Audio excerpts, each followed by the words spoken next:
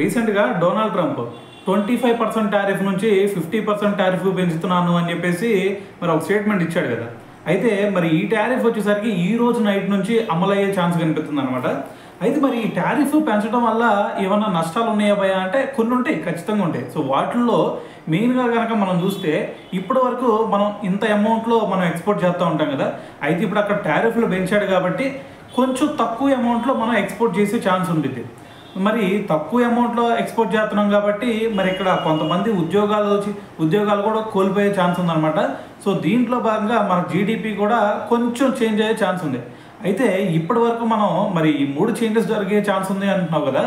మరి వీటిని ఒక ఎస్టిమేషన్ ప్రకారం ఏదైనా చెప్పగలుగుతామంటే, సో మరి దీన్ని మనం ఎస్టిమేట్ చేసాకంటే కొంతమంది పెద్ద వాళ్ళు ఎస్టిమేట్ చేసి చెప్పేది ఏంటి అంటే, మనం ఇప్పటి వరకు చూసుకుంటే ఇప్పుడు ప్రస్తుతం మనం $60.2 బిలియన్ విలువైనటువంటి సరుకులను మనం ఇప్పుడు ఎగుమతి చేస్తూ ఉంటే, మరి ఈ టారిఫ్ పెంచాడు కాబట్టి ఇది మరి 18.6 బిలియన్లకు తగ్గుతాయని చెప్పేసి కొంతమంది విశ్లేషకులు అయితే అంచనా వేయడం జరిగిందనమాట. సో దీంతోపాటు మరి ఇంత తగ్గిందంటే ఆటోమేటిక్గా కొన్ని లక్షల మంది ఉద్యోగాలు కూడా ఊడిపోయే ఛాన్స్ ఉంది. సో దాంతోపాటు మరి మన జీడిపి పరంగా చూస్తే 0.2 నుంచి 0.5% తగ్గే అవకాశం ఉందని చెప్పేసి చాలామంది కూడా చెప్పడం జరిగిందనమాట. సో మెయిన్గా ఇక్కడ ఏ రంగాల్లో ఇబ్బందులు ఎదురవుతాయి భయ అంటే మరి టెక్స్టైల్స్, అలాగే సముద్ర ఆహారం, లెదర్, ఫుట్వేర్, కెమికల్స్, ఆటోమొబైల్స్ రంగాలపై ఎక్కువ ప్రభావం పడుతుందని చెప్పేసి సో వాళ్ళైతే పేర్కొనడం జరిగిందనమాట.